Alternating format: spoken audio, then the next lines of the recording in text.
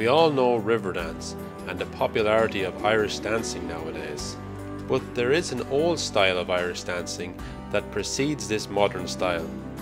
This style is one that is dying out, and some dances may never be seen again.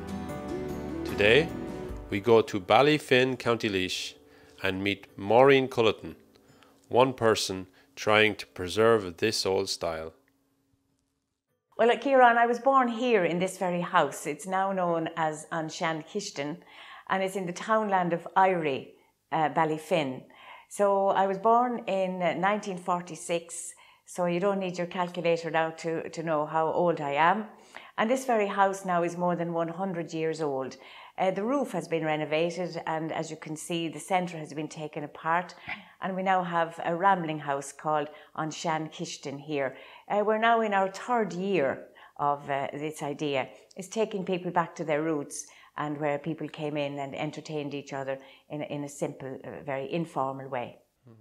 Okay, well, just going back to when you were growing up here, was it your parents, were they interested in Irish dancing? My father was a musician. He played the melodeon, and my mother was a singer and a dancer. So when I was about 4 years old, I began in the primary school here in Ballyfin. We walked to school all the time, a group of us from this locality. And a dance master called Micheál O'Dinn, he's now deceased, came to our school each Friday. And he taught us the basic steps of the old jig and the reel and the hornpipe, St. Patrick's Day, Blackbird, all of those dances. And the cost of the dance session every Friday was 6p. And that little coin was silver with a hound on the front of it. So that was tucked away carefully every Friday by my mother, Lord rest her, in the corner of my pencil case, wrapped in a piece of newspaper, so it wouldn't get lost. It was, it was hard to get 6p really. So that was the beginning of my dance career when I was about 4.5 years old. And then, of course, I was the only child here in the family. So my father was very glad to play for me to dance. And my mother would lilt and maybe sing along and maybe clap hands and keep the rhythm going. And Micheál O'Dinn, you say, taught you how to dance. The dances he taught you, were those dances he actually came up with himself, or were these Irish dances passed down through the generations? As far as I know, they were passed down through the generations. He was one of the last dance masters in Ireland, so I believe. So yes, he would have learned them from other dance masters earlier in his career.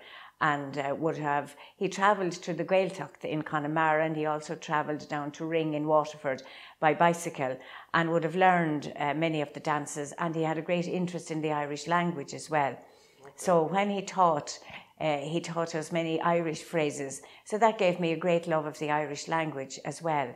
So yeah, Micheál O'Dinn would have learned these dances in other places and brought them back to us here in Ballyfin, and he travelled to places like Rathdowney and Abbeyleix by bicycle, Rosenallis, Clonaslee, and taught in little halls or perhaps schools the very traditional style of dance. Okay, so he actually cycled all around Ireland?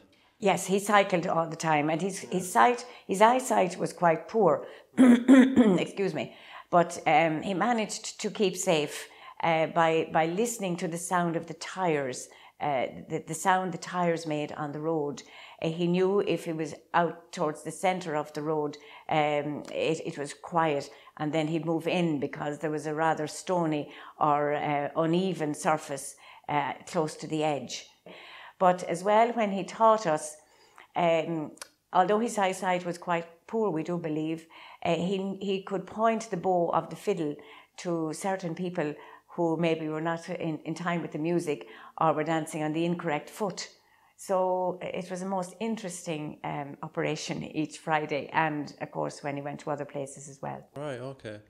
You say he's one of the last grandmasters. Dance masters. He's one of the last dance masters. Mm-hmm. And what does that mean? And there's no dance masters? Dance master would have been in the very early in the history of dance, and you see, sean-nós dancing, or the old style of dance, was the beginning of it all. And that style of dance was a response to the rhythm of the music being played, perhaps by maybe a blind fiddler or a piper, or perhaps somebody just lilting. So that was the very beginning of the dance, where the person just did their own style of dance to the rhythm of the music being played.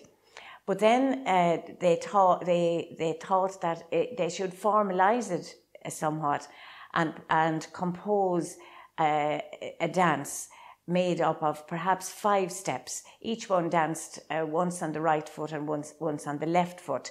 And lo and behold, perhaps a jig was composed or a reel. So it was standardized then.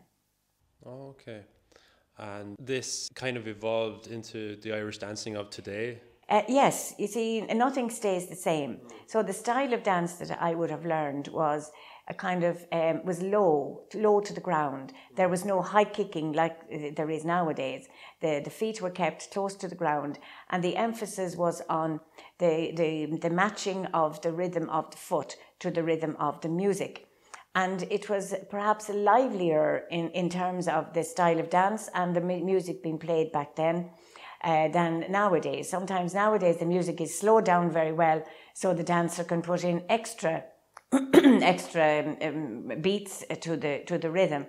But yeah, it was a much lower style of dance, but a very elegant style of dance, and quiet. There was no very loud battering like there is nowadays, but everything has its beginning, and everything progresses. So you want to really preserve this kind of style of dance. Do you think it's dying out?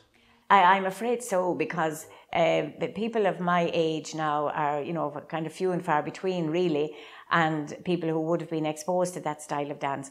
So I made a DVD of the dances that I learned, so that they would never be lost. And while I can, I really hope I can get a group of young people together to teach them some of those old style dances again, so that they will be preserved, and that they will progress with the younger generation. It would be without any dance costume, without any hair ornamentation or makeup or anything like that. It would purely be in the name of dance and preservation. Okay, so how do you feel about that kind of style? Those Irish dancing shows that are on nowadays, and they have all the makeup and the big wigs and... Well, you see, to my mind, none of that ornamentation is needed. It should be all about dance, really, and the child should be allowed just be themselves and dance naturally and normally to the style of the musician accompanying them. It's not necessary, it's probably commercial, but not necessary. Okay. So this building here is where you have all your dancing events, and lots of people come over weekly, monthly? Yes, weekly, monthly, yes, yeah. All of that, and we celebrate all kinds of dance now in this house. We celebrate the old style traditional steps, set dancing, social dancing, line dancing. This house is all about dance. It's all about celebrating life, friendship, fun, passing on skills, and just having social time together.